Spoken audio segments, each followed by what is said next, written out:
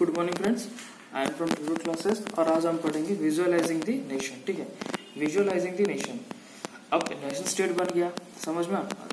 जितना भी हम लोग पढ़े, इधर जितना भी पढ़े हम लोग, देखो स्ट्रेंज केस ऑफ ब्रिटेन पढ़े, इटली यूनिफिकेशन पढ़े, समझ में। जर्मनी यूनिफिकेशन पढ़े, सब पढ़े। ठीक है, सबको याद है। गुस्सी मेजिनी लॉर्ड का मतलब विक्टर इमानुएल टू सब याद है। आज हम पढ़ेंगे विजुअलाइजिंग द नेशन। नेशन तो बन गया, लेकिन नेशन को कैसे एक फेस देंगे, समझ में, कैसे एक रूप देंगे। जैसे कि हमारा भारत माता होता है ना, वैसे ही भारत माता क्या है, मतलब भारत एक माता नहीं है, बस उसको एक एल्गोरी जो बोलते हैं ना। ठीक है, तुम्हारा जो बुक में टर्म दिया है, तो तुम्हारा जो बुक में टर्म दिया है, क्या दिया है, एल्गोरी। उसका मतलब क्या है ना, विजुअलाइजिंग। ठीक है, विजुअलाइज करना, किसी भी चीज को विजुअलाइज करना। ठीक है, समझ में। Face of the nation, personification of nation, representing the nation आज इट इफ वेरी पर्सन। ठीक है, कैसे पर्सनिफाई करना। पर्सनिफाई मतलब क्या करना, मतलब इंसानों के थ्रू, मतलब समझाना। ठीक है, किसी को, तुम्हारे इंग्लिश पढ़ते तुमको अच्छे से पता है पर्सनिफिकेशन। ठीक है, मान लो ये पेन है, ठीक है, मान लो ये पेन है। पेन को कैसे पर्सनिफाई किया जाएगा ना, पेन किसी तलवार से कम नहीं है, समझ में।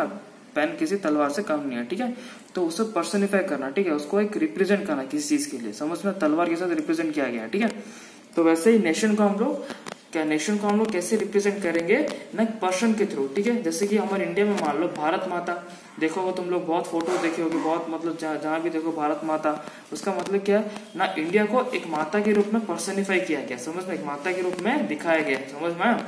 क्यों फीमेल फिगर, क्यों सर, आप पूछोगे सर फीमेल फिगर ही क्यों, मतलब इतिहास गवाह है कि फीमेल को कुछ भी मतलब अपॉर्चुनिटीज नहीं मिला है, कुछ भी नहीं मिला, लेकिन क्यों फिर से फीमेल फिगर। इतना याद रखना, फीमेल जो होता है वो बहुत ही उदारता होती है उनके अंदर, समझ में, बहुत ही उदारता होती है, बहुत ही प्रेम होती है, बहुत ही स्नेह होती है, समझ में।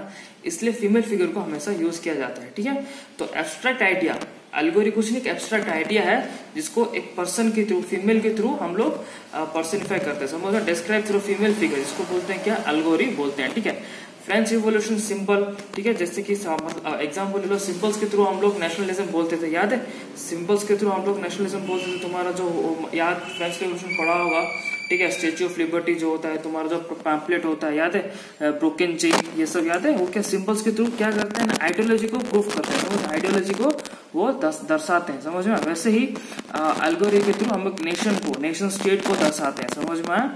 फ्रांस का वैसे ही क्या था, नेशन मतलब एल्गोरी, फ्रांस का वैसे ही एल्गोरी क्या था, देखो ध्यान से, क्रिस्टियन मेरिनी, समझ में, कौन था, Christian Marianne. Idea of people's nation. ठीक है, क्रिस्टियन मेरिनी फीमेल फिगर था, फ्रांस में कैसे दर्शाया गया ना, क्रिस्टियन मेरिनी के थ्रू एक मतलब एक फिगर बनाया गया, एक मतलब अब्स्ट्रैक्ट आइडिया था। कौन था, ये कोई इंसान नहीं था, ये एक अब्स्ट्रैक्ट आइडिया था जिसको एक फीमेल फिगर, मतलब जैसे भारत माता वैसे यहाँ पे, समझ में। Ideas of people's nation exhibit the idea of liberty and republic. ठीक है, जो आइडिया है ये किसको मतलब रिप्रेजेंट करता है, idea of liberty and republic, समझ में। Nation symbols, her images were marked on the coins and stamp, हर जगह उसका इमेजेस बनता है, स्टेच्यूज बनता है, समझ में, हर जगह उसका इमेजेस बनता है, स्टेच्यूज बनता है, कॉइन्स और स्टैम्प्स में भी उसका फोटो लगता है। ठीक है, क्रिस्टियन मेरिनी, समझ में, तुम्हारे बुक में फोटो दिया होगा कॉइन का, उसमें क्रिस्टियन मेरिनी का फोटो है। वैसे ही तुम्हारे जर्मनी में भी एक था एल्गोरी, कौन था ना, जर्मनिया। ठीक है, जर्मनी में कौन था एल्गोरी ना, जर्मनिया। ये कोई भी इंसान नहीं, ये बस एब्स्ट्रैक्ट आइडिया है जिसके थ्रू उन्होंने एक फिगर बनाया जिसका नाम था क्या, Germania. Represents its representation see where a crown of oak leaf. ठीक है, वो ओक लीफ का क्राउन पहनती है। क्राउन मतलब समझते हो ना, तुम्हारा जो मतलब यात्रा में मिलता है एक छोटा सा एक फूल की तरह, वो क्राउन हमेशा वो पहनती रहती है। ठीक है, जो मतलब ओक लीफ होता है वो बहादुरी को रिप्रेजेंट करता है, समझ में। जर्मन ओक स्टैंड पर, जो ओक है वो किसको स्टैंड करता है ना, हीरोइज्म को दर्शाता है, समझ में, हीरोइज्म को दर्शाता है। वो कुछ भी पहने, ठीक है, वो सोती रहे, कुछ भी रहे, समझ में, वो मतलब उसका सारा टूट जाए, कुछ भी जाए, लेकिन वो ओक लीफ हमेशा पहनी रहती है। समझ में, अलगोरी का मतलब समझ में आया। रिप्रेजेंटेशन, ठीक है, रिप्रेजेंटेशन थ्रू फीमेल फिगर या फिर फिगर के थ्रू हम लोग किसी को भी पर्सनिफाई करना, ठीक है। Personification nation representing the nation आज इट इज पर्सन के थ्रू।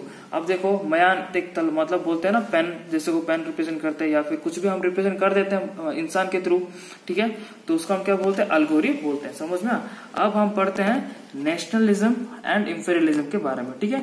नेशनलिज्म एंड नेशनलिज्म पहले समझो, उसका इंफीरियलिज्म समझते हैं। नेशनलिज्म क्या है, हम पूरे 9th में पढ़े हैं, 10th में पढ़े। नेशनलिज्म का मतलब क्या है बेटा ना, कैसे मतलब देश प्रेम, समझ में, देश के लिए जो स्नेह होता है, देश के लिए जो मतलब होती है ना जुनून होता है, उसको क्या बोलते हैं, नेशनलिज्म बोलते हैं। इंफीरियलिज्म क्या है ना, कि मतलब इंफीरियर होना, ठीक है, खुद का जो डोमिनेंस है डोमिनेट करना सबके ऊपर, समझ में, डोमिनेट करना, ठीक है। कैसे नेशनलिज्म एक इंफीरियलिज्म बन गया उसका हम पढ़ेंगे। समझ में।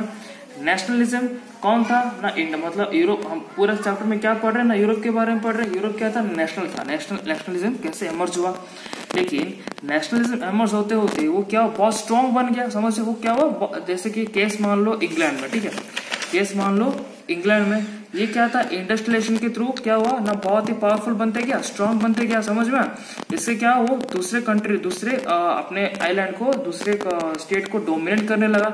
तो वही होता है इंफीरियलिज्म। समझ में, वही होता है इंफीरियलिज्म। इसने क्या किया नेशनलिज्म में, नेशनलिज्म यूरोप तो नेशनलिज्म हो गया, तो उसके अंदर जो कंट्रीज थे वो एक दूसरे को डोमिनेट करने की कोशिश कर रहे थे, ठीक है। मैं ही स्ट्रांग हूँ, मैं ही स्ट्रांग हूँ, वो करके डोमिनेट करने की कोशिश कर रहे थे। समझ ना, उसका हम बोलते हैं क्या, इंफीरियलिज्म बोला जाए। कैसे नेशनलिज्म से इंफीरियलिज्म बन गया, समझ में।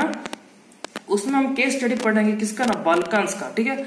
बाल्कन्स कौन है ना, बाल्कन्स कोई मतलब एक मतलब योद्धा नहीं है, जगह का नाम नहीं है, कुछ नहीं है, बहुत सारे स्टेट, बहुत सारे कंट्रीज को मिलके बाल्कन्स बनता है, ठीक है। जहाँ पे मेडिटेरियन सी होगा, तुम्हारे बुक में देखोगे मेडिटेरियन सी के चारों तरफ क्या होता है, बहुत सारे कंट्रीज है। समझ में। उसमें कौन कौन से कंट्रीज है मेडिटेरियन सी के चारों तरफ, रोमेनिया, बल्गेरिया, अल्बेनिया, ग्रीस और मेसिडोनिया, ठीक है, कोस्टारिका। समझ में। बहुत सारे कंट्रीज को मिला के क्या बोला गया है ना, बाल्कन्स बोला गया, ठीक है, बाल्कन्स बोला गया। समझ में। जिसके लोगों को क्या बोला जाता है ना, स्लैब्स बोला, SLAVS, स्लेव्स नहीं, स्लेव मतलब लेबरर। समझ में। स्लैब्स मतलब क्या, सिटीजन्स ऑफ बाल्कन्स को क्या बोलते हैं हम, स्लैव्स बोलते थे। समझ में, स्लैव्स बोलते थे, ठीक है, स्लैब्स बोलते थे। समझ में। ओटोमन एम्पायर, बाल्कन्स रीजन के ऊपर कौन राज करता था बेटा ना, ओटोमन एम्पायर जो थे वो राज करते थे। समझ में।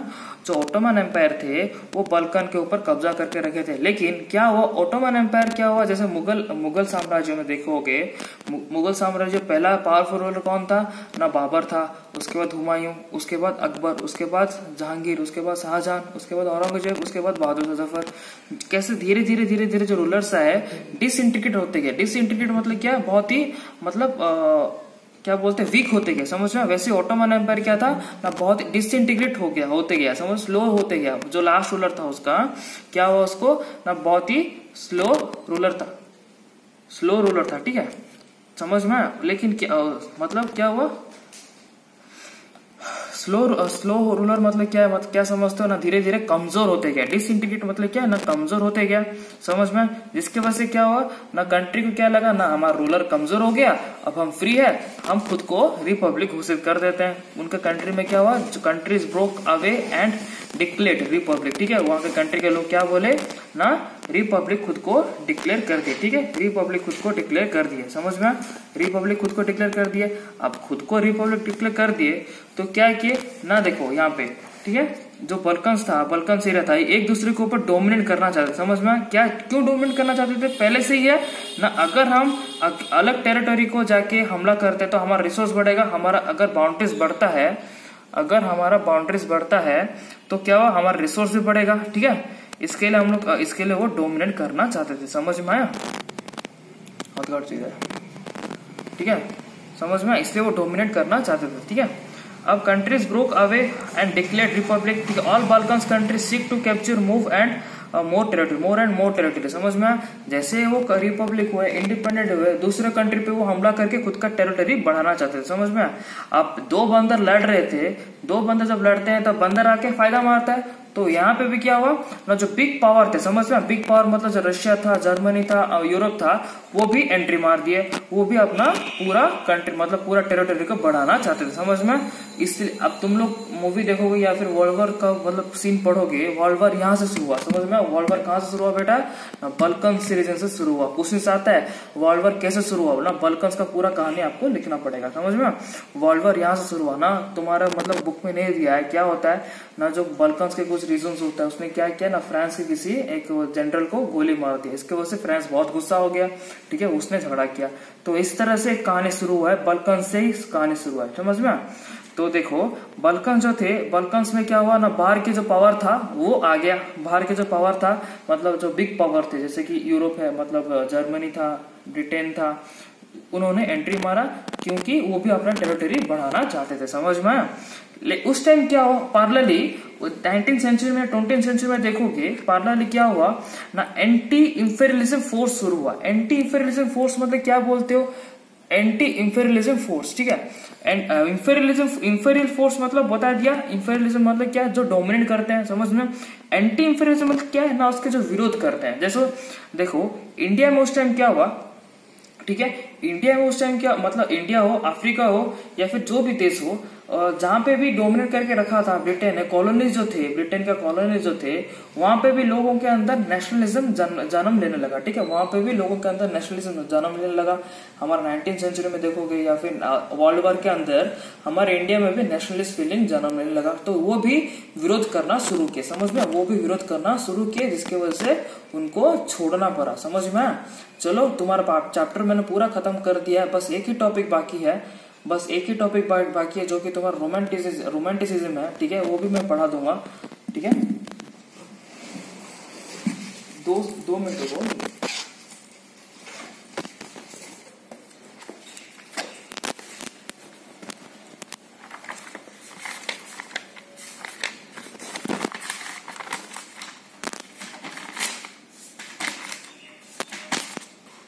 देखो, रोमांटिक इमेजिनेशन, ठीक है।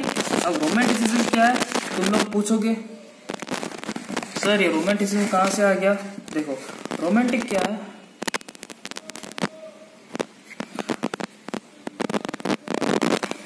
Role of culture in creating the idea of nation, romantic imagination and nationalist feeling. इससे क्या समझते हैं हम लोग, रोमांटिसिज्म मतलब क्या है ना, जो रोल ऑफ कल्चर हम लोग पढ़ रहे थे, कैसे न्यूज़पेपर है, समझ में, मतलब कैसे फीचर से होता है, मतलब कैसे आइडियाज बढ़ाता है नेशनलिज्म का, लेकिन कल्चर भी कैसे बढ़ा सकता है उसी के बारे में रोमांटिसिज्म है, समझ में। कल्चर कैसे बढ़ाता है उसी के बारे में रोमांटिसिज्म है, समझ में। Role of culture in creating the idea of nation, art and poetry, stories and music help to emphasize nationalism feeling, ठीक है। आर्ट के थ्रू, ठीक है, पोएट्री, स्टोरीज, मूवी और म्यूजिक के थ्रू कैसे हम नेशनलिज्म को कैसे आगे बढ़ाते हैं, वही रोमांटिसिज्म है, समझ में। रोमांटिसिज्म क्या एक आइडिया है, रोमांटिक आर्टिस्ट का एक आइडिया है, ठीक है। क्या आइडिया है ना, criticise the glorifications of reasons and science and focus instead of emotions, ठीक है।